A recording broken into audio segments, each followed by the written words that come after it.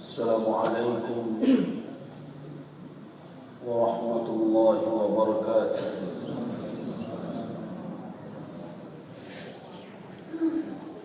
Alhamdulillah,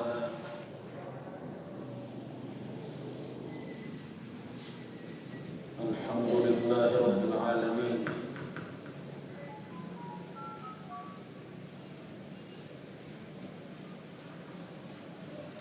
الذي قد هدى عباده وبين لهم الصراط المستقيم. أشهد أن لا إله إلا الله ولي الصالحين، وأشهد أن محمدا عبده ورسوله ونبيه الأمين. اللهم صل وسلم على عبدك ورسولك وحبيبك محمد وعلى آله وأصحابه أجمعين، أما بعد.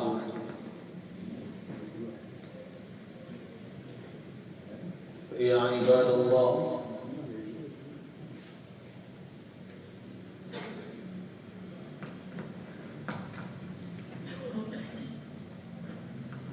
استمعوا إلى قوله سبحانه وتعالى في كتابه الكريم: أعوذ بالله من الشيطان الرجيم،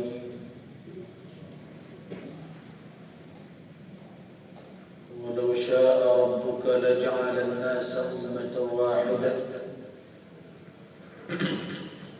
ولا يزالون مختلفين إلا من رحم ربك ولذلك خلقهم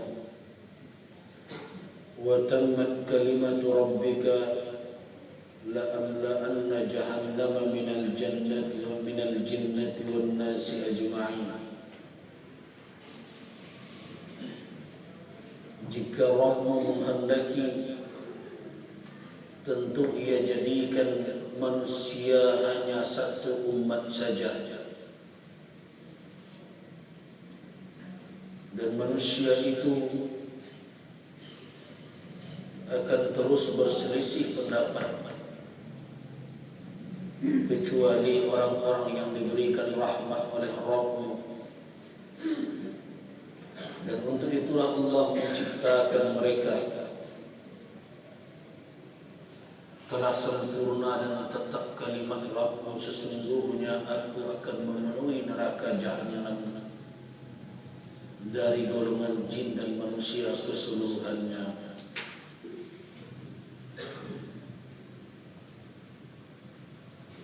Jamaah salatul maghrib rahimakumullah. Pada malam ini sedikit kita akan mengupas persoalan yang mungkin menjadi tanda tanya bagi banyak kaum muslimin terkait dengan perbedaan penetapan 1 Dzulhijjah yang berakibat kepada berbedanya waktu pelaksanaan ibadah Idul Adha, dan juga mengikut dengannya perbedaan dalam menentukan kapan pelaksanaan puasa hari Arafah, atau juga disebut dengan puasa 9 Dzulhijjah. Jadi saya menyampaikan firman Allah Subhanahu wa ta'ala di dalam surah Hud ayat 118 dan ayat 119. Walau syaa rabbuka, kalau Tuhan mengkehendaki, tentu Ia telah menjadikan manusia ini satu umat saja. Tidak akan terjadi perbedaan, tidak akan terjadi pertikaian kalau Allah berkehendak. Para ulama mengatakan kalimat lau itu limtina'in wujud namanya. Itu sesuatu yang tidak mungkin terjadi dalam realitanya jikalau kenyataannya tidak dikehendaki oleh Allah. Allah tidak mengkehendaki manusia ini satu umat saja.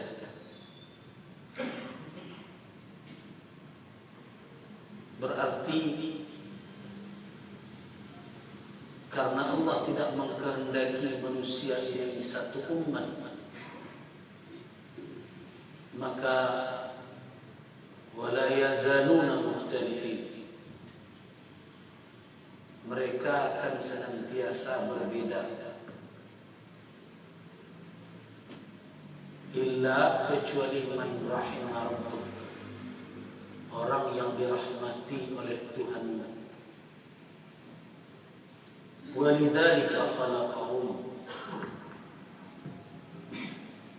untuk itulah mereka tercipta, diciptakan oleh Allah.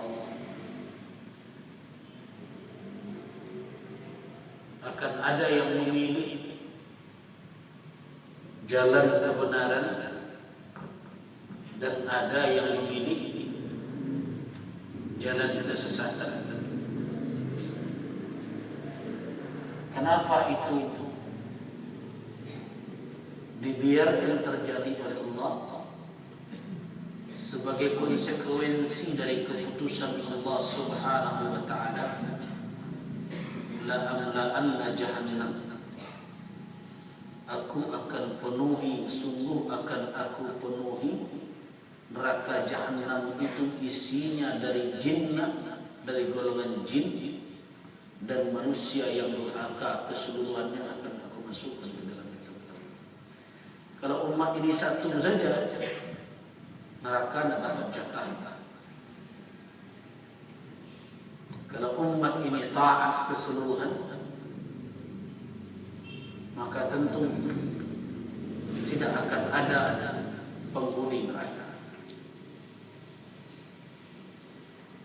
Diizinkan oleh Allah manusia memilih sehingga terjadi perbedaan, karena memang Allah Subhanahu wa ta'ala memberikan dua imbalan yang berbeda sifatnya, bertolak belakang.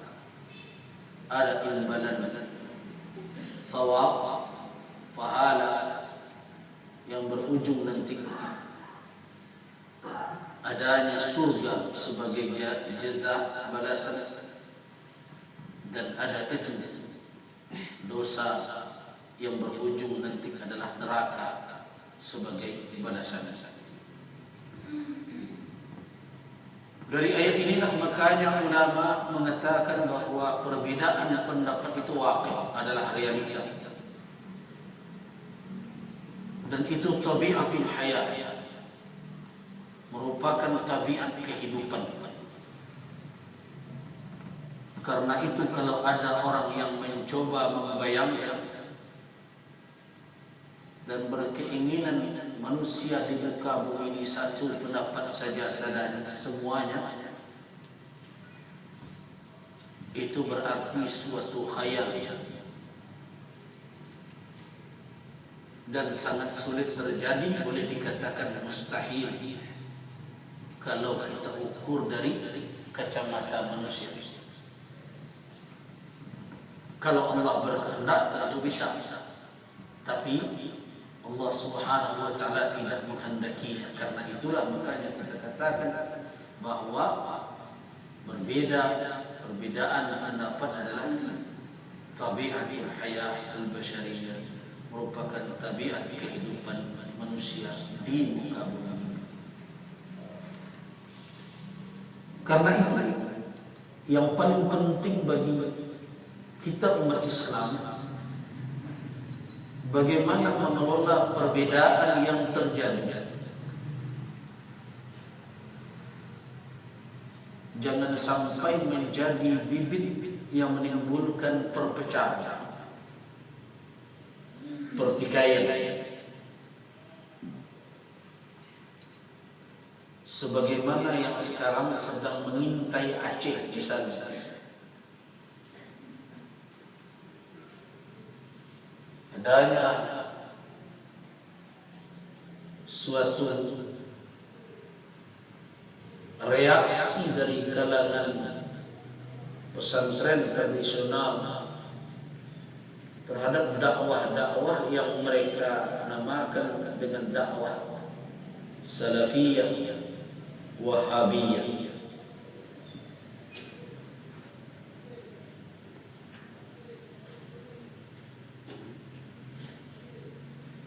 Itu terlihat mulai muncul dalam bentuk pertikaian yang hampir membawa kepada perpecahan. La qadarullah, ma'adallah, bukan itu yang kita inginkan. Kenapa saya katakan demikian? Karena mulai mengarah kepada bangkitnya asabiyah, kefanatikan madhabiyah kelompok antara satu dengan yang lainnya. Dengan gampang saja sudah mulai menjatuhkan cap sesat, munafik dan sebagainya.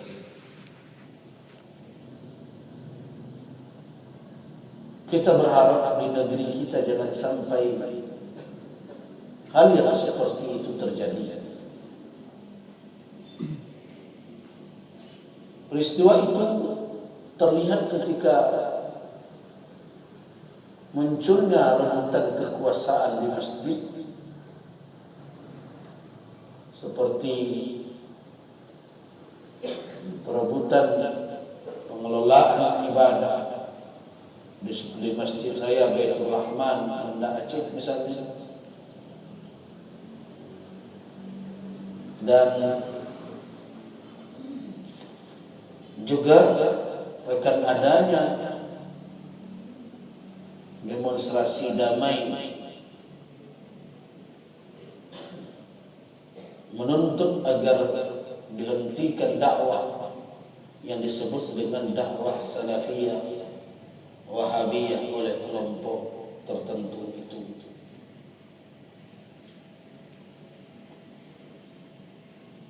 Kaum muslimin dan muslimat rahimakumullah,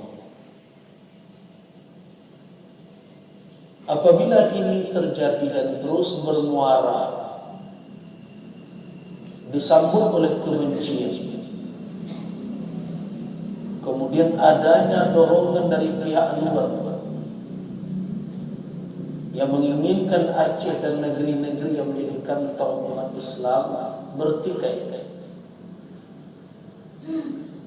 maka itu akan membawa kerugian besar. Bukankah di dalam Al-Quran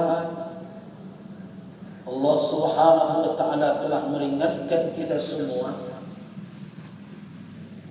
akan perbedaan dan pertikaian serta saling berebut akan membawa kepada hilangnya kekuatan. Dalam surat Al-Anfal ayat 46, Allah berfirman, wa atiullaha wa rasulah wa la tanaza'u fatafshalu wa tadhhaba rihukum wasbiru innallaha ma'as sabirin. Taatilah Allah dan Rasul, dan janganlah kamu saling berebut sehingga kamu sekalian menjadi gagal dan kekuatan kamu menjadi lenyap. Dan bersabarlah, sesungguhnya Allah bersama orang-orang yang sabar.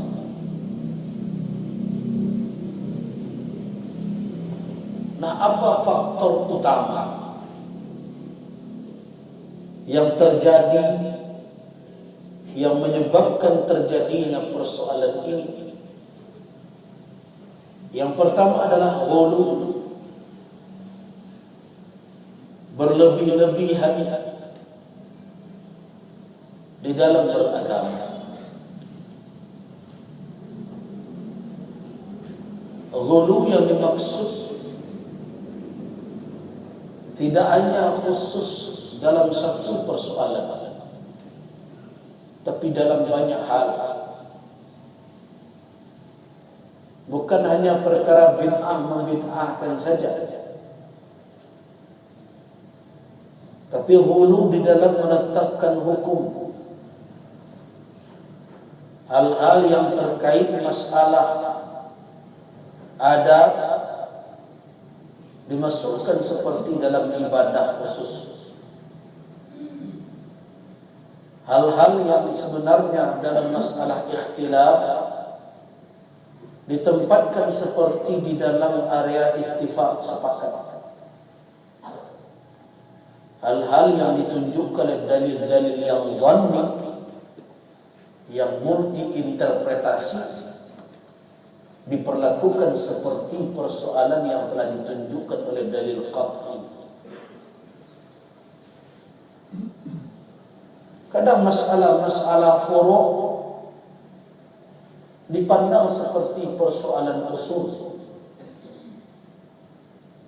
Akhirnya melahirkan gesekan-gesekan di tengah-tengah.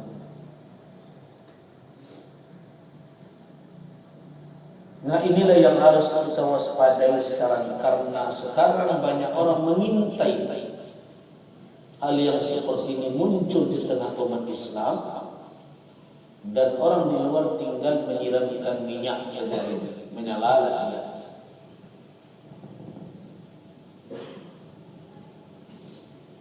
Ingat, suatu sikap yang ghulu biasanya akan melahirkan lawan dari sikap itu yang juga berlebihan.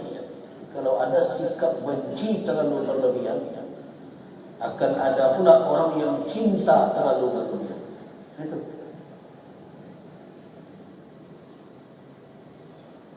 Ya, seperti sekarang ada orang yang menganggap misalnya jenggot itu sebagai bahagian dari usul, seolah jenggot itu penentu Islam tidak Islam. Lahirlah orang yang menghina jenggot yang semestinya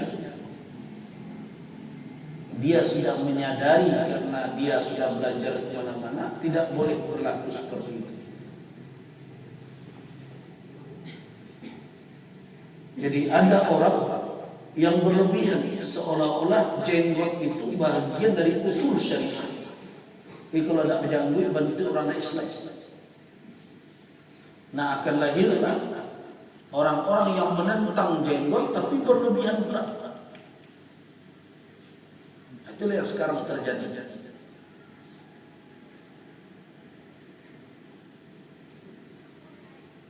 Ketika ada orang yang sama sekali anti dengan madhab, maka akan lahir orang yang fanatik buta dengan madhab.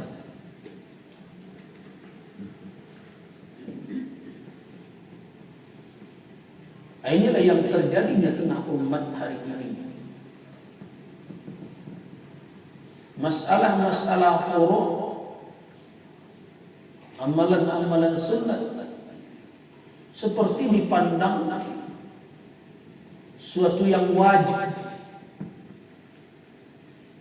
Masalah-masalah ijtihadi dalam masalah furu' dipandang seperti masalah akidah. Persoalan hari raya misalnya berbeda. Ada yang menetapkan hari Rabu, ada yang menetapkan hari Kamis. Seperti persoalan akidah. Dan kadang di antara ulama pun ada yang kelepasan omong. Omong bila raya ya. Mari kita berhari raya sesuai dengan keyakinan masing-masing. Apa itu keyakinan hari raya? Namanya hari raya ini masalah akidah.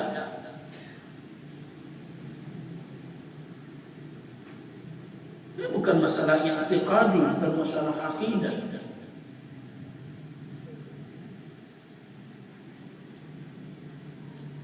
Kalau muncul yakin dengan masalah ini aneh. Apakah mungkin yakin akan muncul dari ikhtilaf? Mustahil. Jadi kalau ulama dijawab mana tanam batin awak mengikutinya, dan ulama kira-kira yang belum kita memahami dan fatwanya membuat nyaman kita ikuti itu mengecek dan sesuai dengan keyakinan.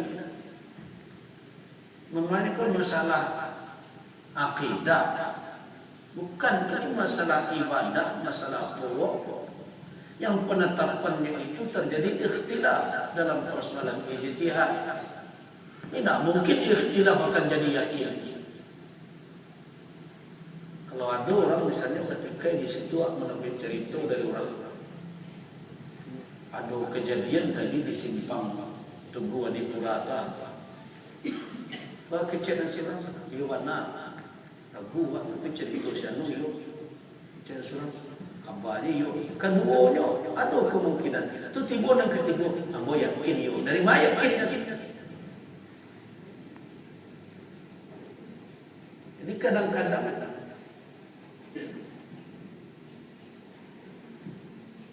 kita keliru di dalam meletakkan. Kalau di dalam kajian ijtihad namanya mentakyifkan, menyesuaikannya dengan bab tertentu. Aku dan salah pasang. Seperti disamakan saja, orang tidak melipat tangan di dalam salat dianggap sama seperti orang tidak membaca Al-Fatihah. Itu kan berbeda ya. Nah itu yang mengecekkan wudhu berlebih-lebihan. Seharusnya diletakkan porsi sesuai dengan kedudukannya itu. Kalau masalahnya furu', maka kita akan bermuamalah, berinteraksi dengan furu' pula. Jangan seperti berhadapan dengan orang yang percaya ke dukun. Nah, itu masalahnya i'tiqadi.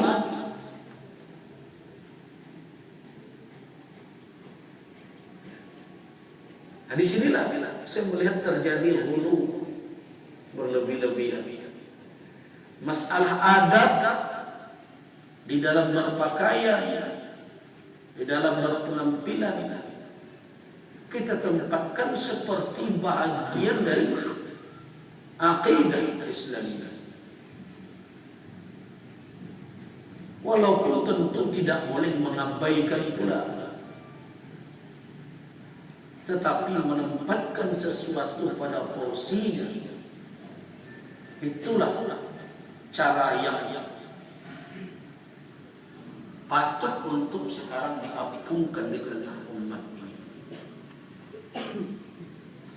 Nah sekarang pada malam ini kita mari meninjau satu persoalan tanpa hulu, tanpa berlebih-lebihan melihat buang dulu kefanatikan terhadap kelompok, organisasi dan berbagai macam. Karena banyak sekali pertanyaan. Kenapa terjadi perbedaan di dalam penetapan awal bulan Qamariyah? Saya tidak katakan awal Ramadan saja. Tapi kalau akan terus dipantau di akhir setiap bulan Qamariyah itu, kapan awal bulan baru, akan terjadi banyak ikhtilaf. Mungkin di setiap bulan bisa terjadi. Kenapa? Karena secara umum dalil-dalil yang menunjukkan penetapan awal bulan itu tidak satu redaksi. Itu masalah.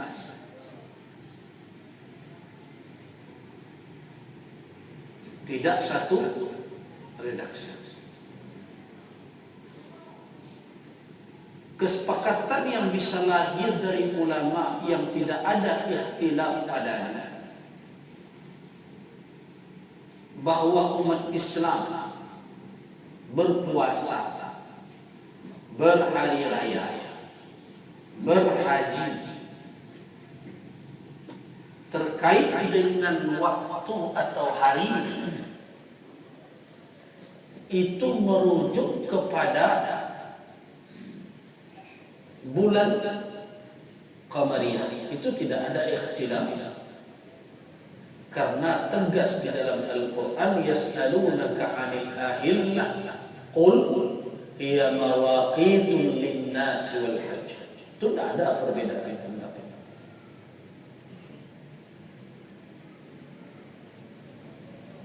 Tapi bukan berarti yang terkait dengan matahari tidak ada pula bersangkut dengan ibadah kita. Karena ada ibadah yang terkait pula dengan matahari dalam penetapan waktunya, yaitu tentang waktu salat. Karena itu di dalam Al-Quran dikatakan oleh Allah, aqimus salata lidulukis syams ila ghasaqil laili wa qur'an al-fajr inna qur'an al-fajr kana mashhuda.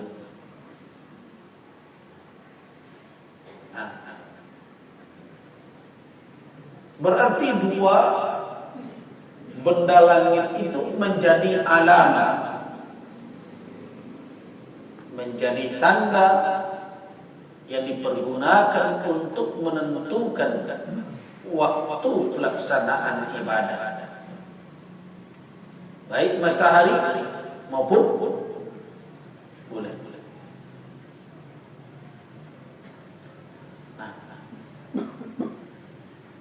Namun karakter kedua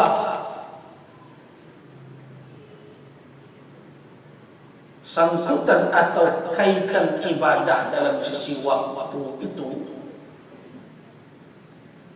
ada perbedaan dalam hubungan keterkaitannya.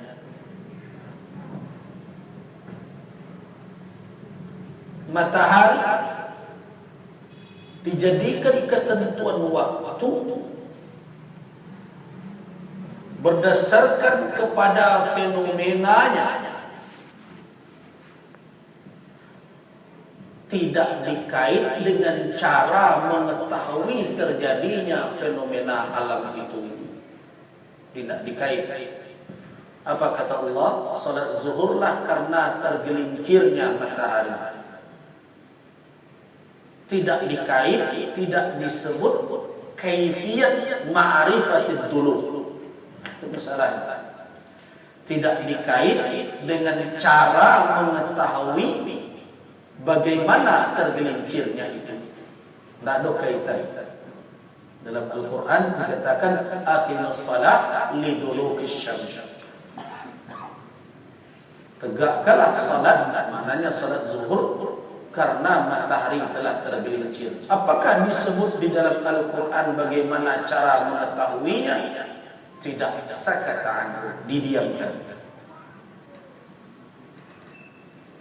Nah, karena itulah makanya ulama tidak ribut ketika terjadi perubahan dari zaman ke zaman tentang cara mengetahui matahari itu tergelincir bagaimana. Kan ada yang sejak dulu.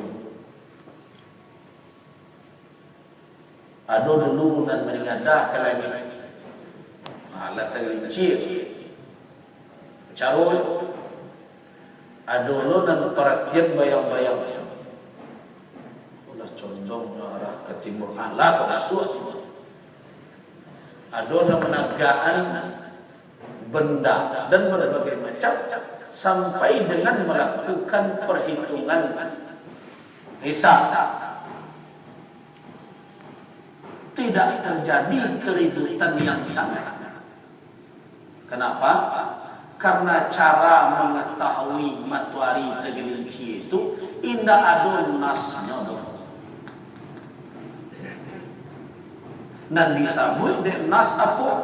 Tergelincirnya saja. Jadi sepertinya ulama memahami yang penting tahu wak matahari tergelincir bala kecaranya kok kamu nangkui, kok kamu lantang, kok kamu apa terserah. Nah begitulah kira-kira.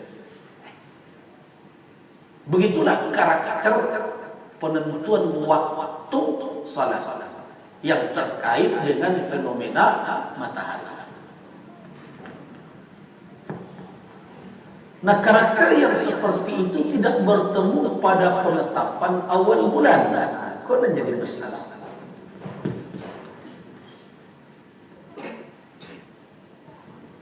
Penetapan awal bulan tidak disebutkan oleh nas secara sharih seperti matahari tadi. Berpuasalah kamu karena bulan Lahad. Nah, itu bunyinya. Berbukalah kalaulah tabanam. Nah, itu bunyinya. Nas menyebutkan kaifiyat, cara mengetahui bulan itu. Itu nama buat masalah. Dalam hadis sumu li ru'yatihi, berpuasalah kamu karena ru'yatihi. Ru'yatihi itu artinya karena melihatnya. Jadi yang disebut oleh nas cara mengetahui dia ada. Waftiru li ru'yatihi, dan berbukalah, berfitirlah, berhari rayalah li ru'yatihi, karena ru'yah.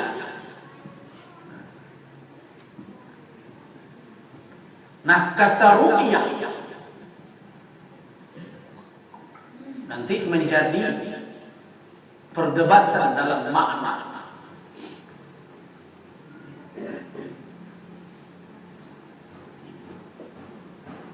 Nah, karena yang disebut cara, maka ulama menyatakan apakah boleh kita keluar dalam bentuk cara lain, tidak seperti yang disebut oleh cara di dalam nas. Karena cara mengetahuinya mencari disebut dalam nas. Apakah boleh kita keluar dari itu? Yang penting waklah tahu bulan itu lah masuk atau tidak. Nah, terjadi ikhtilaf. Ada yang mencoba mengkiaskan kepada cara mengetahui matahari tergelincir tadi, tapi ditolak oleh Al-Imam Al-Qarafi di dalam kitab Al-Furuq yang masyhur itu. Berbeda. Kalau dilakukan qiyas terjadilah qiyas ma'al farid, menyambungkan dan tidak sama, dan itu batil.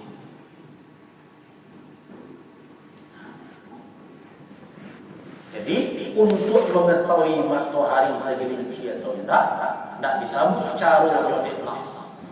Tapi untuk mengetahui awal bulan, untuk berpuasa untuk awal bulan Dzulhijjah, dan disambung oleh nas adalah kaifiyat, cara, bukan wujudnya.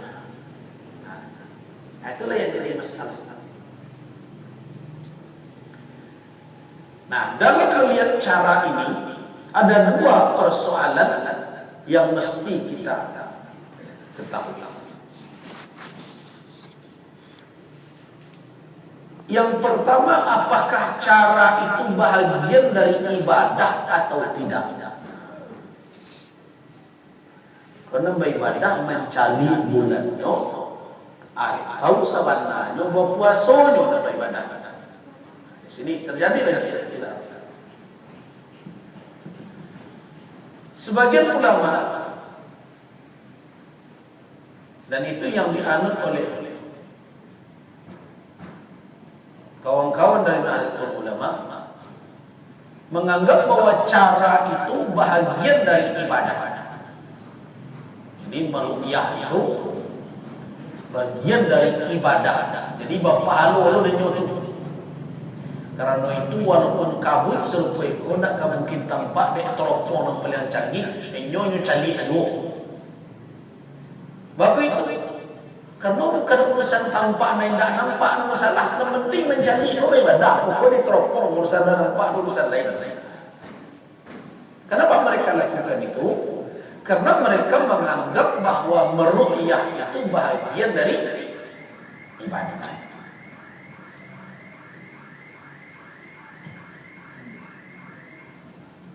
Sedangkan yang lain, sebagaimana yang juga yang dianut atau diambil oleh kawan-kawan dari Muhammadiyah, mengatakan bahwa cara itu bukan ibadah. Itu hanya wasilah untuk beribadah saja. Sama jawab pai kamu saji ko nak pakai motor, nak pakai auto, kok kamu lonceng, kok jalan suruh itu salah. Nah, jalan untuk sampai saja itu. Yang perlu yang ibadahnya nanti adalah puasanya.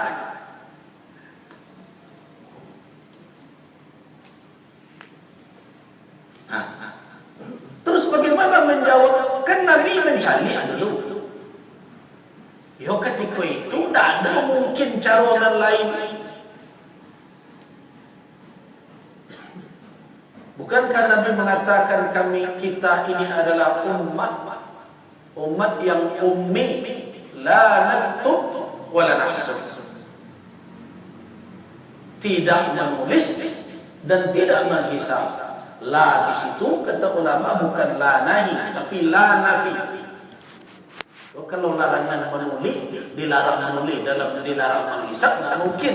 Bagaimana itu raja menulis sahabat maknanya, realitanya umat ketika itu banyak nak pandai menulis, banyak nak pandai menghisab. Karena itu tidak ada jalan untuk melakukan atau mengetahui bulan masuk dengan cara menghisab itu dulu.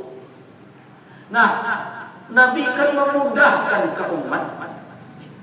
Kalau toh Nabi diajarkan, misalnya diajarkan hisab, pannya orang banyak adik-adik, salah cara orang paling gampang cari.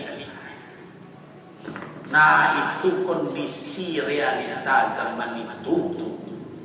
Jadi mereka menganggap bahwa itu bukan ta'abbudi, nah mencari serupa itu, tapi hanya cara yang sesuai dengan zaman itu dan boleh berubah dan berkemajuan di zaman-zaman berikutnya. Dalam hal ini sudah berbeda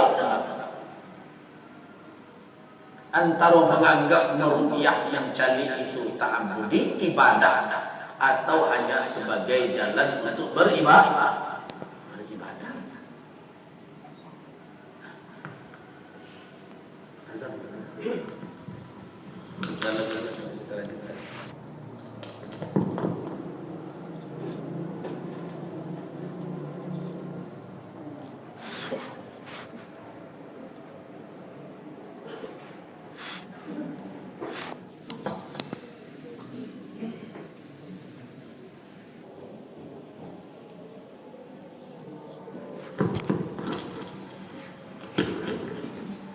lanjutkan.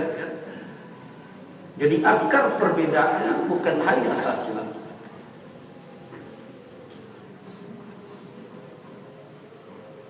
Bukan hanya persoalan mempergunakan hisab atau tidak, tapi mulai dari melihat apakah cara mengetahui bulan masuk itu seperti meruqyah yang dilakukan oleh Nabi dan para sahabat itu adalah ibadah ta'abbudi atau hanya sebatas wasilah untuk beribadah. Ini menimbulkan perbedaan sikap di dalam melihat esensi dan urgensi pentingnya melakukan ru'yatul hilal. Bagi orang yang menganggap itu ibadah,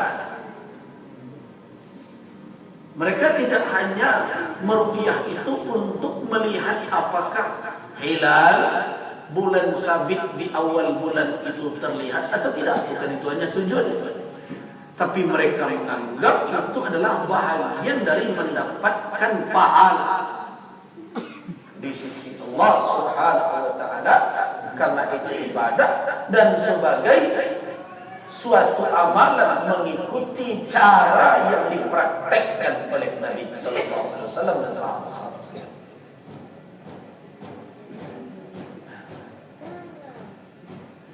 Kemudian yang kedua, kalau itu adalah ibadah, maka tentu mereka akan mengatakan bahwa tidak boleh keluar dari cara yang telah dipraktekkan oleh Nabi. Jadi ada yang sangat fanatik, malah memakai, jangankan akan memakai teropong Bosca yang ada di Lembang, memakai kacamata saya dulu tidak namuh, tidak boleh, kau tidak dipakai di Nabi dulu. Panjang. Gitu. Walaupun matanya minus berlambung 3 bulan depan. Nah, tapi tidak boleh. Ada yang seperti itu, fanatik.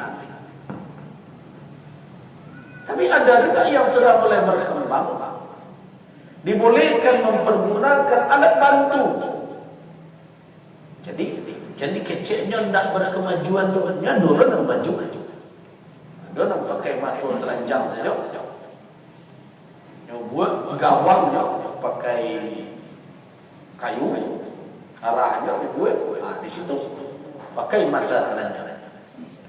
Nah, ada di antara yang penganut aliran ini yang mulai pula berkemajuan, mulai berkembang pula dengan kondisi alam kita yang seperti ini dan berbagai macam kemampuan mata manusia biasa terbatas. Nah, dibolehkan mempergunakan teknologi tapi untuk melihat dengan mata di alat bantu namanya.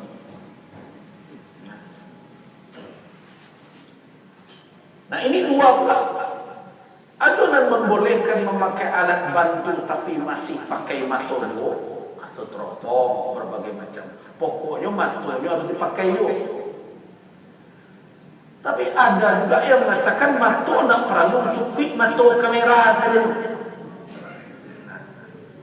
Sehingga mereka matonya nak mencari ke langit tapi ke layar laptop komputer. Malu.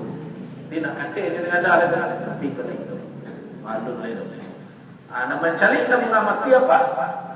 Mata kamera. Jadi kau lah berkembang dulu.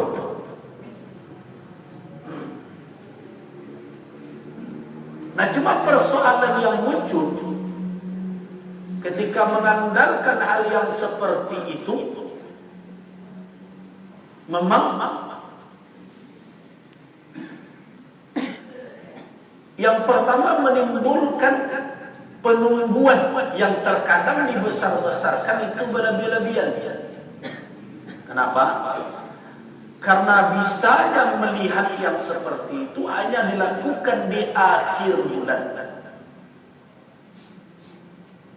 Jadi akhir bulan misalnya bulan Kabi tanggal 29, hari itu tuh Sanjo itu baru bisa dilakukan ruqyah. Nah, ini dijadikan oleh pihak yang berbeda dengan kelompok ini, bahwa itu berakibat ketidakpastian. Nah, kalau di hari raya bertambah alasan lontong kan kok. Jadi kok dibesarkan belum? Nah, pasti. Sedangkan dunia canggih. Gerhana saja bisa ditentukan orang detiknya dan berbagai macam. Masa awak calik ke mencalik? Itu kuno, tradisional, berbagai macam.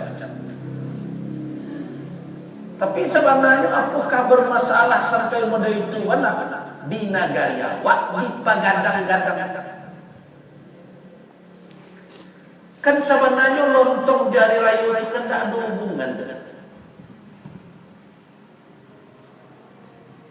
Tidak ada kait. Ya kau indahnya jadi raya untuk membukukan lontong, bukan salah kan? Toh di orang lain indah serumit itu menjadi. Di Makkah itu atau di Saudi tidak ada orang menetapkan dengan hisab pakai ruqyah dulu. Tenang-tenang, sebenarnya Masjidil Haram nanti. Tunggu sesudah salat Isya kabar dari mahkamahnya. Dah keluar keputusan. Baru saya dapat telepon dulu Masjidil Haram. Tidak. Ikmal. Sempurnakan 30. Lah, salatul qiyam kecil muazzin. Aman, seorang tak pernah terdengar dan buat protes orang. Lontong kami nak gue baca orang. Atau mungkin anda buat lontong situ. Nah, ya intinya mereka tidak meribuikan masalah itu. Awak kan heboh, yang bakal lebih.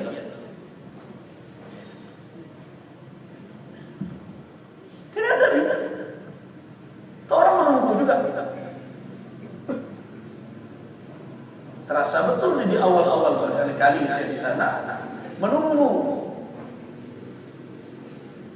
Apakah menunggu awal Ramadan atau menunggu Idul Fitri? Apakah besok sudah Id atau tidak? Kadang sampai jam 10 baru melakukan salat tarawih karena disempurnakan ternyata Ramadan 30. Aman, ada orang protes-protes. Jadi bukan itu sebenarnya persoalannya sekarang. Makanya kita coba kupas hari ini supaya orang enggak jadi lewat masalahnya. Kalau indah kau semakin lama semakin tajam fanatik kau.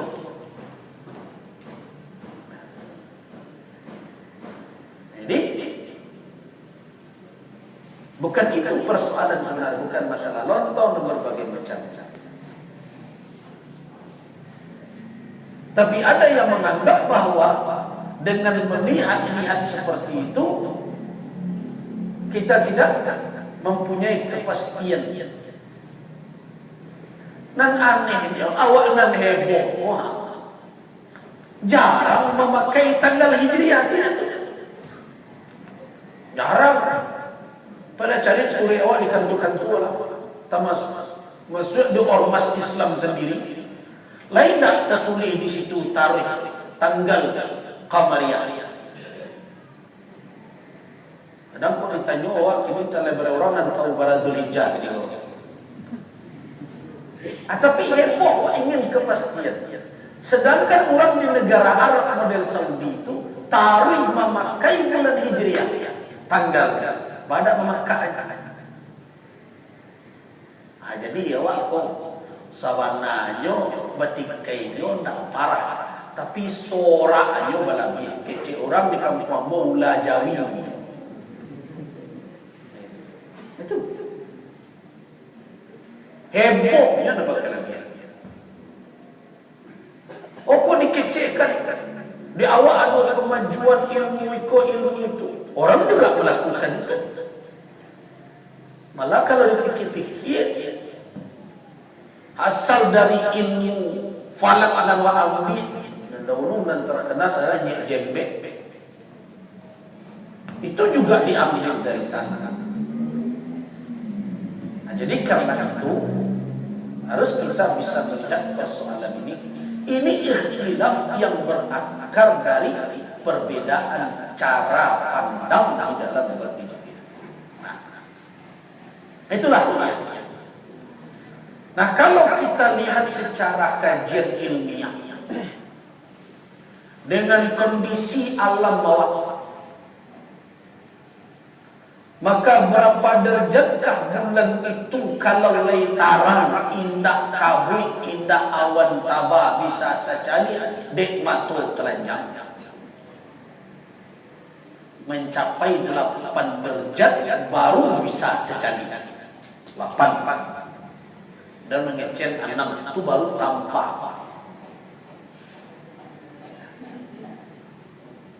Tentu akan berbeda dengan kondisi di Timur Tengah yang berpadang pasir dan cuaca yang tidak begitu ekstrim seperti kita yang bisa berubah setiap saat. Walaupun kini sedang ekstrim di situ gini, kabut. Itu ada badai pasir dan berbagai macam. Badai pasir itu kok tiba jam 2 balik malam bisa serupa tengah malam kini. Jam 2 balik siang bisa serupa tengah malam kini. Bisa berubah jadi gelap.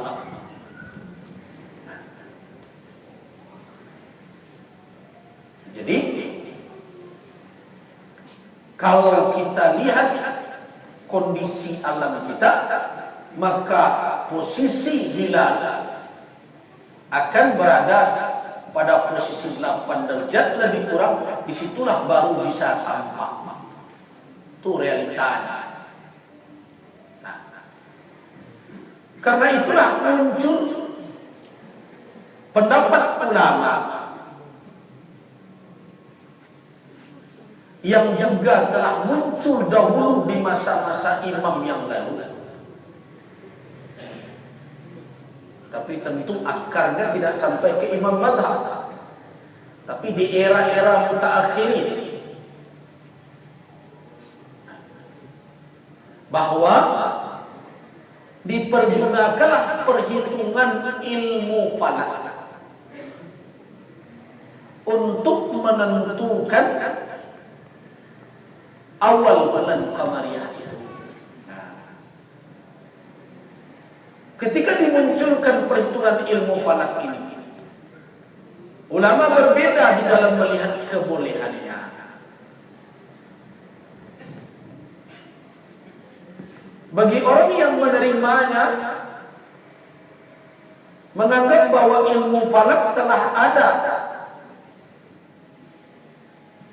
landasannya, penggunaannya di dalam Al-Quranul Karim.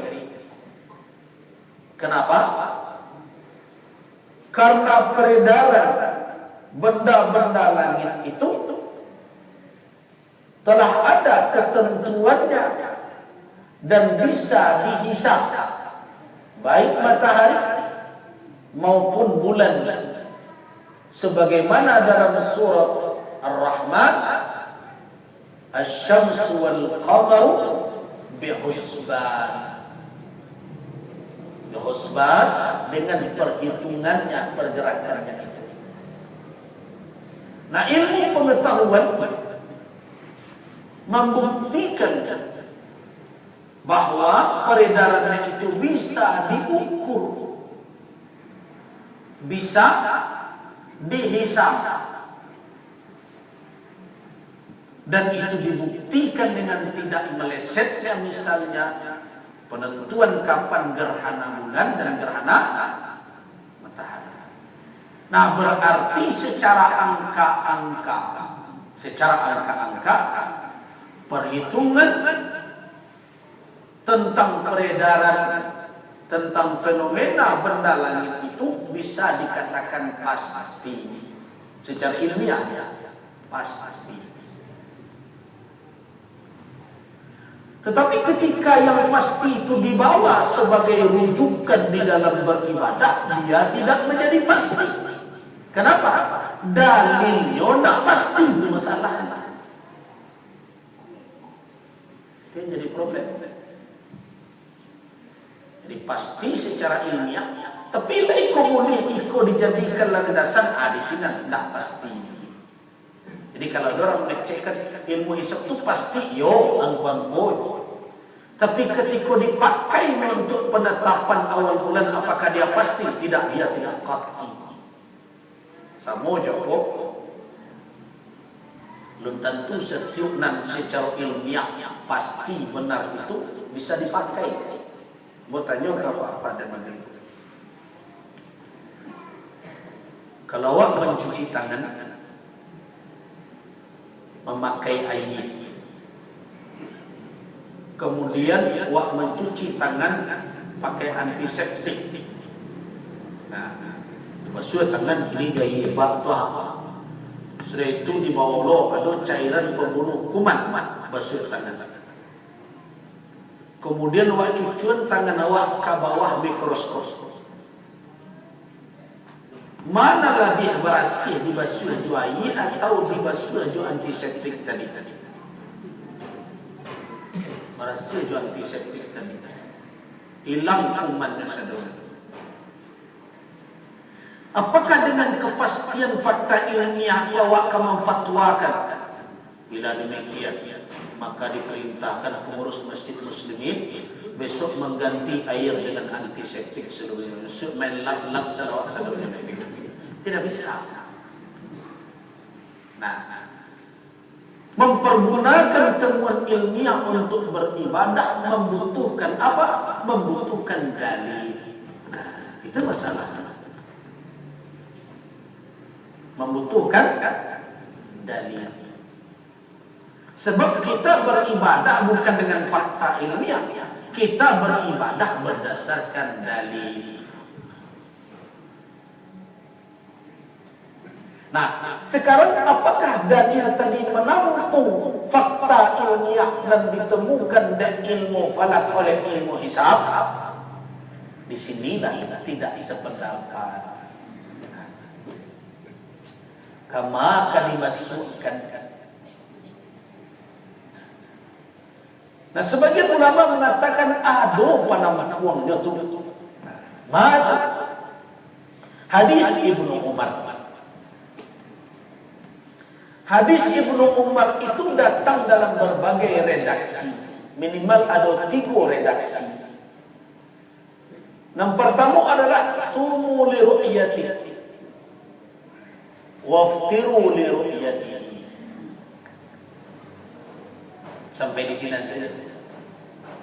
Puasalah karena meru'yahnya dan berfitrilah dengan meru'yahnya. Redaksi yang kedua ada tambahannya. Fa in humma alaikum faqduru lahum.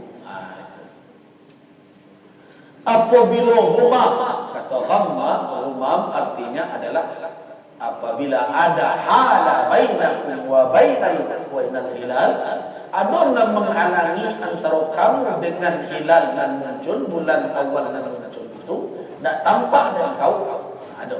Dalam ayat lain, fa in ghuyyiba, apabila lenyap tidak terlihat oleh engkau. Yang pertama faqduru lahu, itu lafaznya. Takdirkanlah dia.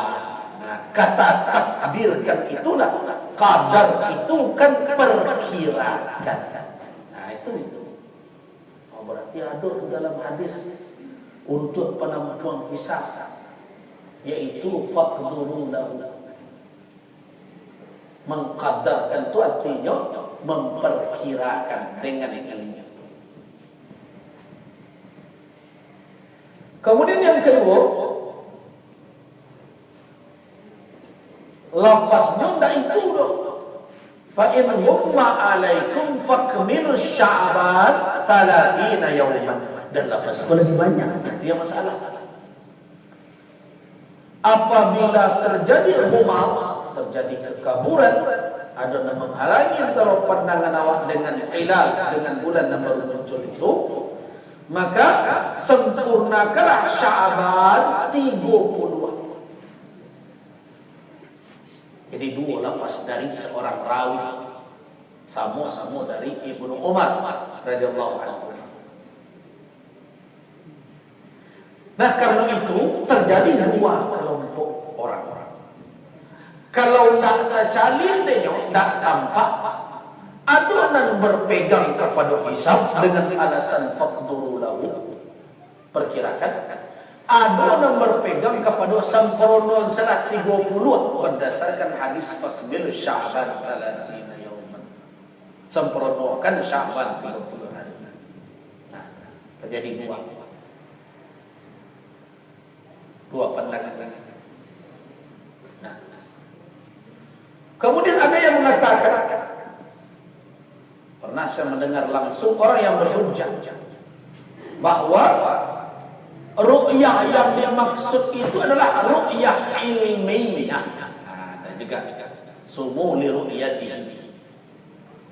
Tetapi secara kebahasaan lemah kata ru'yah dikatakan dengan ilmiah.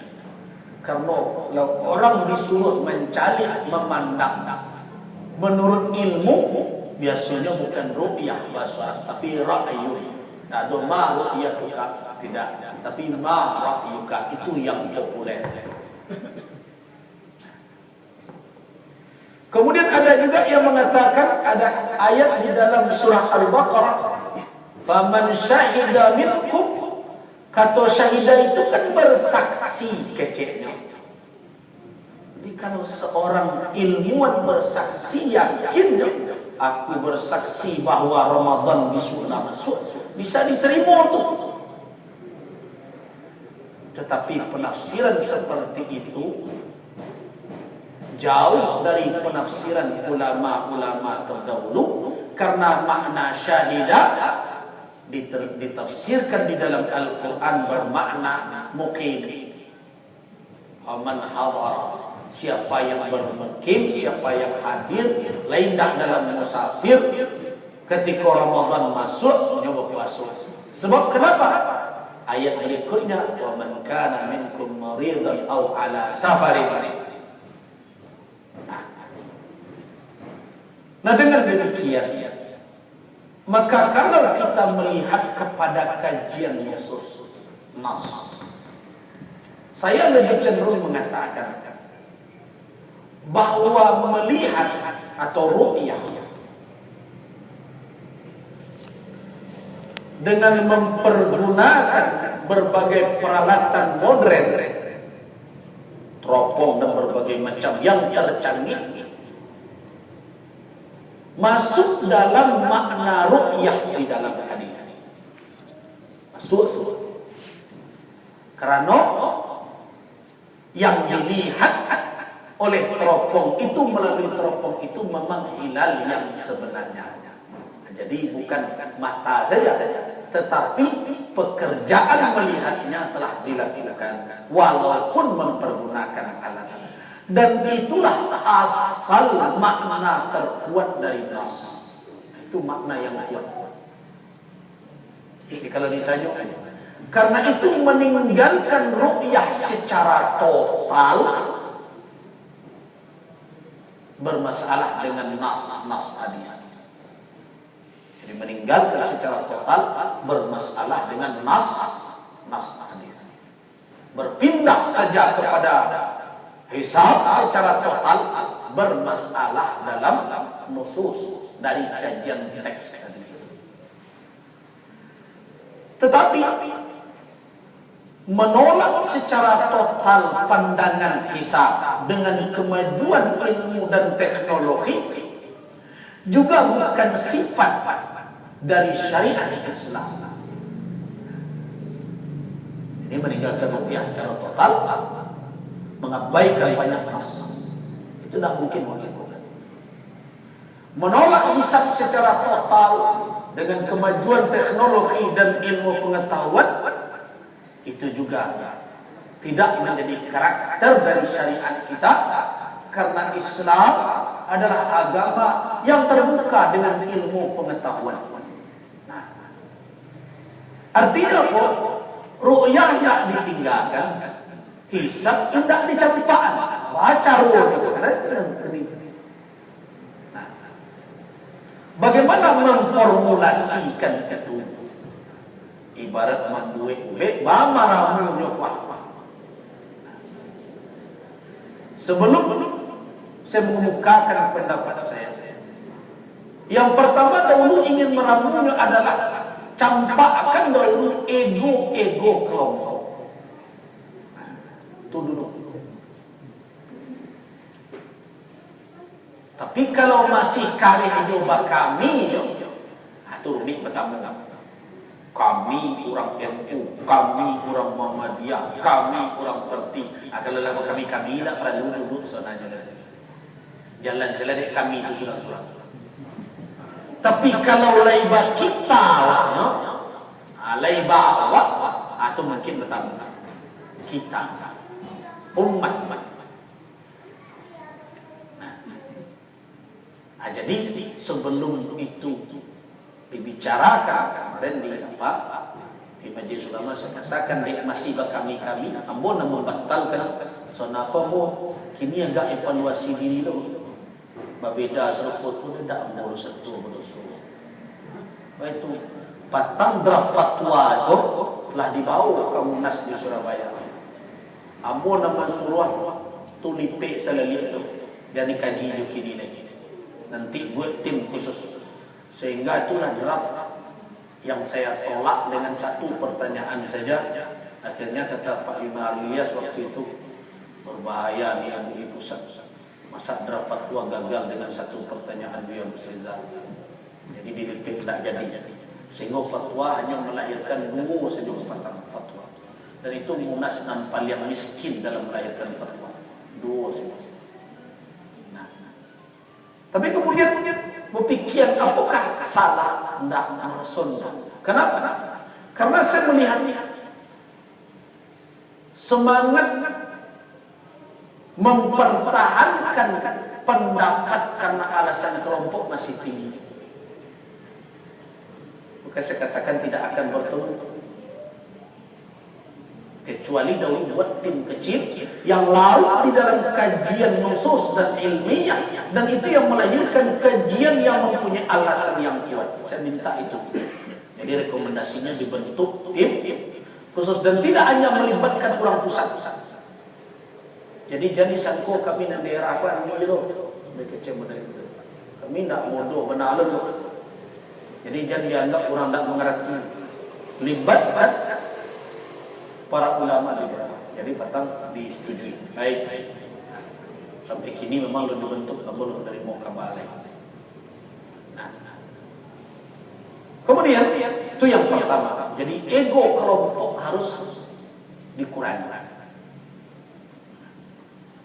Kemudian yang kedua, ada semangat untuk mencari jalan tengah dari itu semua.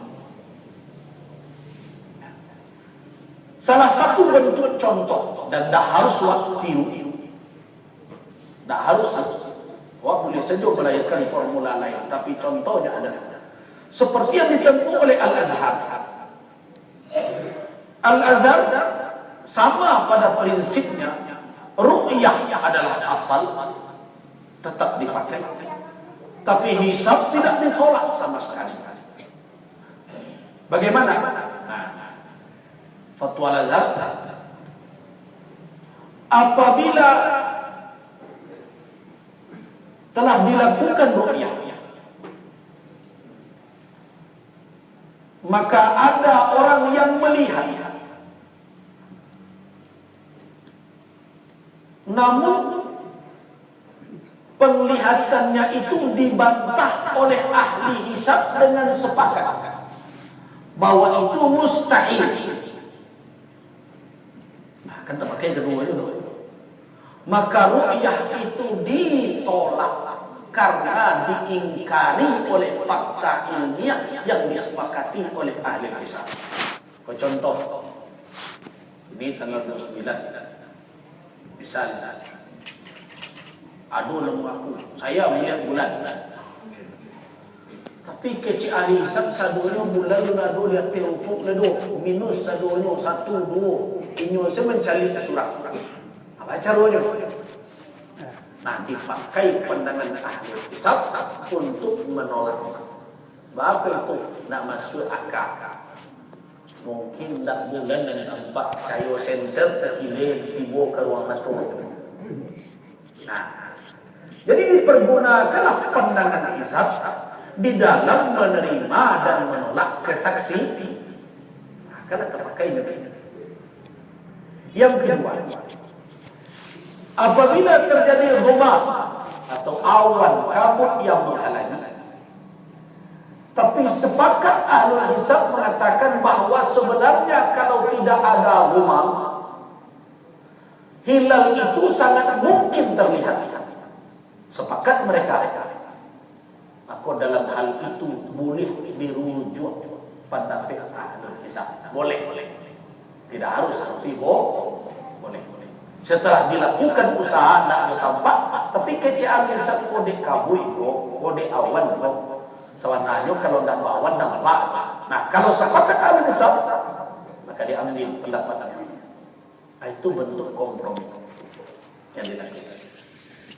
Tetapi kalau bulan itu pada posisi tidak mungkin terlihat, walaupun menurut ahli hisab dia telah berada di atas ufuk, maka tidak dipakai pendapat ahli hisab.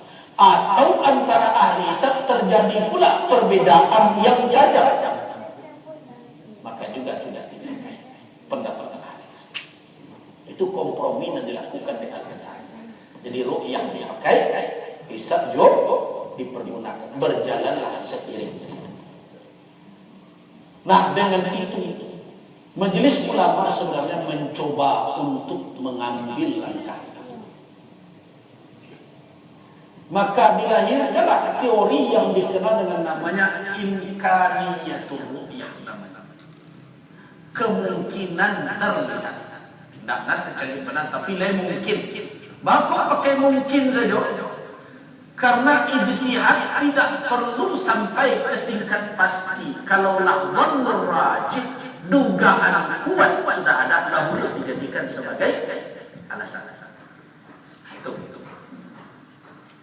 Tetapi sampai kini bertemu oleh batas minimal bara derajat dan mungkin itu.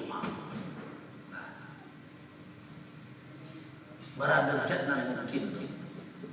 Nah, ada kesepakatan dahulu yang dilahirkan oleh menteri-menteri agama Brunei, Indonesia, Malaysia, Singapura atau MABIM namanya.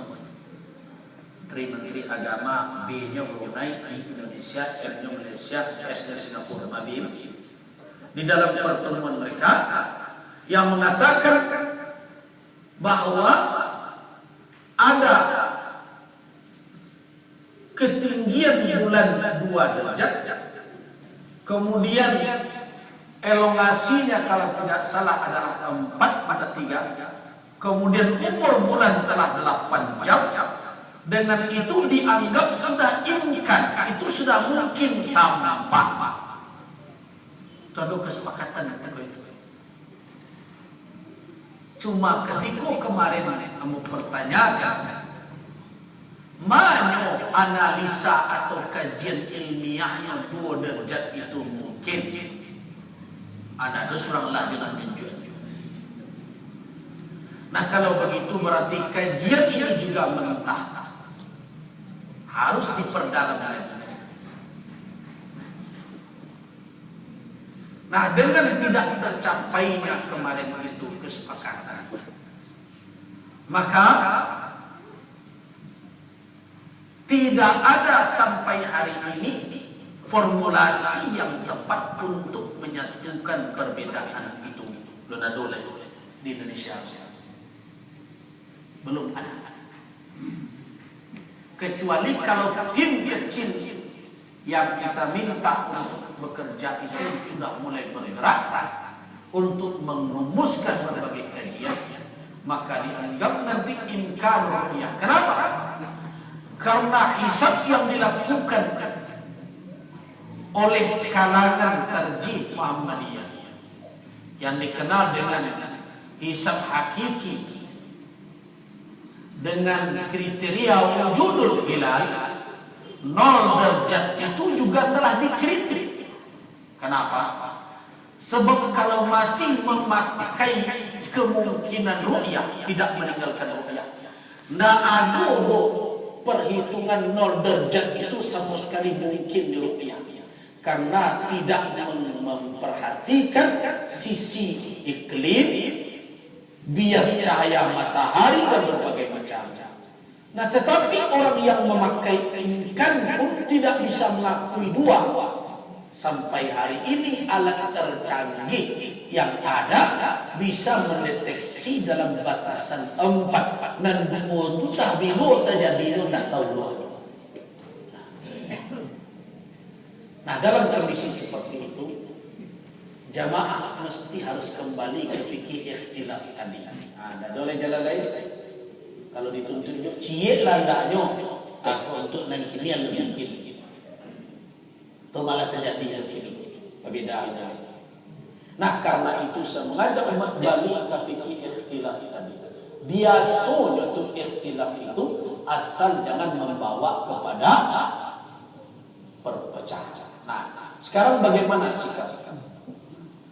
Dengan perbedaan pendapat sekarang terkait dengan Idul Adha, di mana Tarjih Muhammadiyah dan Muhammadiyah telah mengumumkan hari Idul Adha tanggal 23.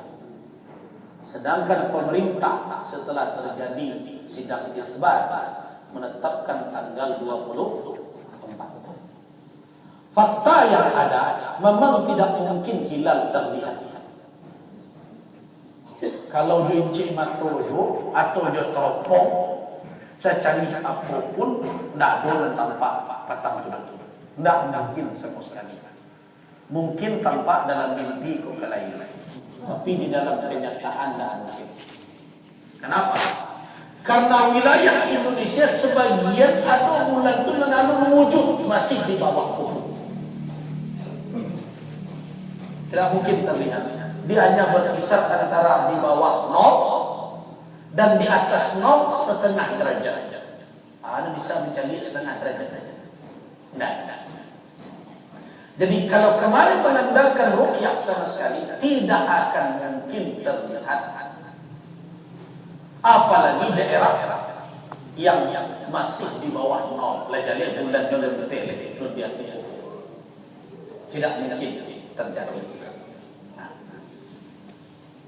Nah, kemudian Muhammadiyah berdasarkan kepada wujudul hilal walaupun di sebagian wilayah dianggaplah sado Indonesia harus puasa. Soalnya aku bermasalah juga nanti kajiannya tentang kita ini satu pemerintahan itu lain. Nah, tapi di sisi lain ada keberatan pula mengikuti pemerintah. Aku dan agak bingung loh ini kita satu pemerintahan karena itu kita sama. Padahal kalau urusannya kampanye tentulah terbagi dua Indonesia, adonan rayu, adonan alun. Kalau urusannya wujudul hilal, sebab sebahagian adonan masih di bawah ufuk, di bawah 0. Tapi kalau kita satu kesatuan dianggap satu pemerintahan, makanya menjadi satu. Nah, jadi kadang pemerintah dipakai, kadang dicampakkan. Itu jadi. Nah, kemudian ketika kita mengandalkan wujudul hilal, maka apakah fatwa itu dikatakan salah? Sulit untuk mengatakan bahwa itu sebagai suatu hal yang harus dikatakan salah walaupun kita tidak sependapat. Tentu bagi orang yang tidak sependapat itu mengatakan salah, tapi konsep kita kan mencoba mengkompromikan. Nah, dengan tidak berada di atas ufuk di seluruh Indonesia, sebenarnya telah menjadi alasan untuk bersatu kebangkitan. Kenapa? Karena kalau dianggap satu wilayah, maka apakah dengan keberadaan wujud 0,5 sekian setengah derajat itu telah menganggap orang di Papua juga harus berhari raya? membutuhkan kajian yang jauh lebih panjang lagi. Nah, karena itulah makanya kita berharap sebenarnya kemarin terjadi kebersamaan, karena selisih derajatnya sangat minim, yaitu setengah saja. Nah, kalau itu diambil, maka tentu kita akan bersama hari raya di hari K. Tetapi itu sudah disampaikan. Maka sekarang bagi yang merasa nyaman mengambil fatwa yang menyatakan hari Rabu, maka kita mengucapkan selamat berhari raya Idul Adha hari Rabu. Bagi yang mengambil fatwa yang hari Kamis, selamat berhari raya Idul Adha 10 Zulhijjah di hari Kamis. Jadi dulu kini 10 Zulhijjah. Menurut mazhab masing-masing tentu boleh jadinya. Nah, tetapi tentu dalam pandangan pendapat masing-masing tetap 10 Zulhijjah saja. Tapi kalau awak mencari antara itu tentu 2 kali jadi. Tapi apakah itu akan merusak? Tidak. Hanya saja yang saya sayangkan, semestinya di dalam kondisi seperti ini bisa titik-titik temu dicari.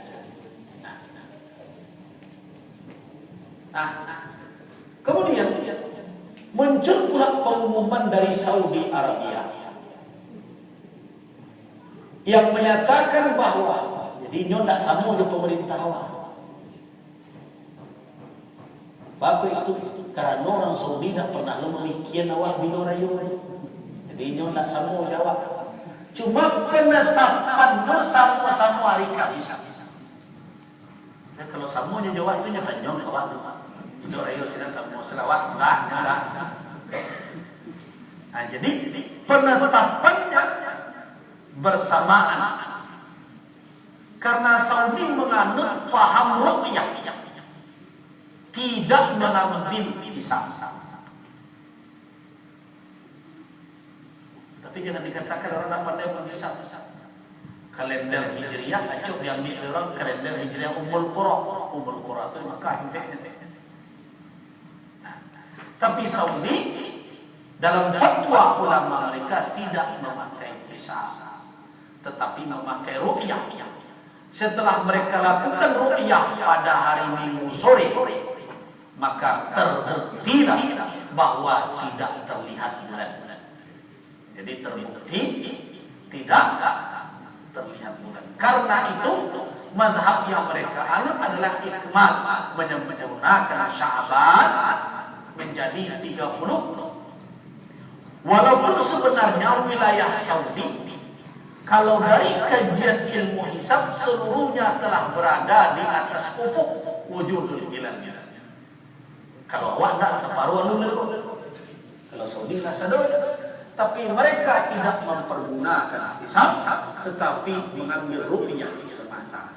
Dan sampai ditunggu oleh mahkamah, tidak satupun yang bersaksi melihat benar. Nah, dengan demikian maka Saudi menetapkan bahwa hari Senin adalah hari penyempurnaan bulan Dzulqa'dah menjadi 30 dan hari Selasa adalah 1 Dzulhijjah. Berarti kini 2 Dzulhijjah. Maka dengan demikian maka 9 Dzulhijjah akan jatuh pada hari Rabu dan itulah waktu wukuf bagi jamaah haji. Dan Idul Adha akan dilakukan oleh Saudi pada hari Kamis. Nah, pernah ada kesepakatan ketika di Turki terjadi ijtima. Di situ diputuskan, dianjurkan agar negara-negara Islam ketika penetapan awal Ramadan melakukan penglihatan atau pengintaian bulan di masing-masing negara, ambillah masing-masing itu.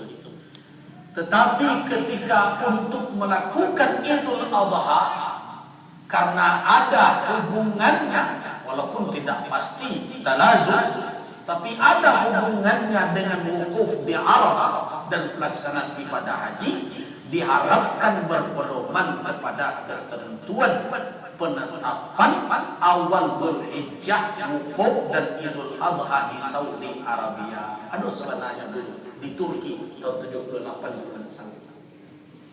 Nah, berdasarkan itu kita lihat bahwa negara-negara Arab banyak mengikuti Saudi Arabia di dalam penetapan.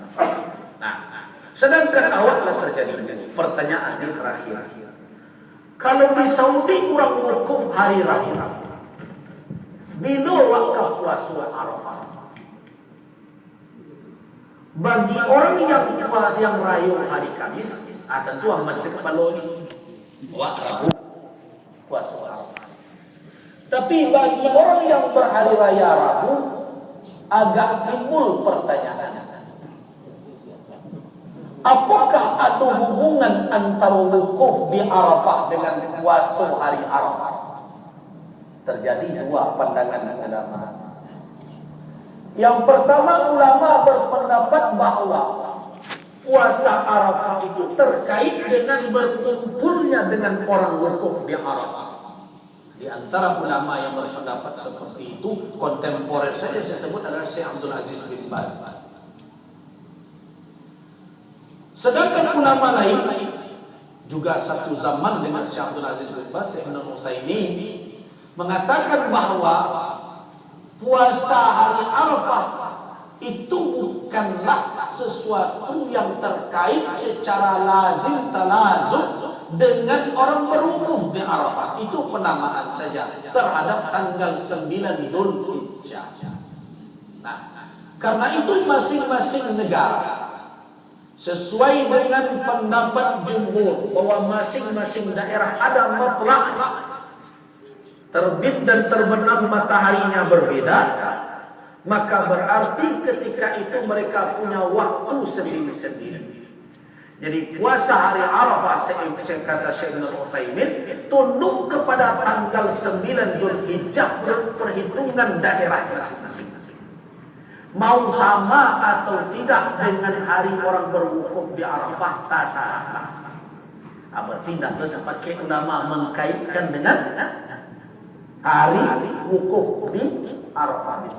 Nah, dengan demikian, kalau memang telah tenang batin mengambil hari raya Idul Adha hari Rabu, bolehkah orang itu berpuasa hari Arafah hari Selasa karena dia tenang perasaannya mengambil fatwa hari Rabu? Silahkan. Telah sesuai dengan perhitungannya yang menetapkan tanggal 9 Dzulhijjah adalah hari Selasa. Bagi orang yang tenang batinnya mengambil fatwa 10 Dzulhijjah adalah hari Kamis, maka berpuasalah di tanggal 9 Dzulhijjahnya yang jatuh pada hari Rabu, walaupun dalam pendapat yang lain itu tanggal 10 Dzulhijjah. Nah, nindak batu adalah orang yang rayu hari Rabu tapi sedang puasa Arafah, itu nindak batu. Nyorayu Rabu tapi nyo puasa. Itu yo kacau. Tapi bagi orang yang hari raya hari Rabu dia ingin mengambil Selasa, silakan. Bagi orang yang hari Kamis kemudian dia mengambil hari Rabu untuk puasa Arafah, silakan. Keduanya mempunyai landasan fatwa dan pertimbangan ijtihad masing-masing. Nah, nindak tapi adalah inyo rayu hari Rabu, tapi inyo sedang puasa Arafah lo dari itu yo dak muat. Itu kompromi ndak jaleh ujung pangkat. Nah, jadi itulah bagi yang berpuasa hari Selasa karena dia merasa nyaman mengambil fatwa hari Rabu hari raya, silakan menurut pandangan dan itu sah menurut fatwa itu. Sedangkan yang berpuasa hari Rabu karena dia berkeyakinan 10 Zulhijjah hari Kamis, itu juga beralasan, apalagi lebih bersesuaian dengan hukum yang real terjadi di Saudi Arabia. Sedangkan yang saya pilih, saya akan berpuasa insyaallah hari Rabu dan berhari raya hari Kamis. Wallahu a'lam. Billahi taufiq wal hidayah. Wassalamualaikum warahmatullahi wabarakatuh.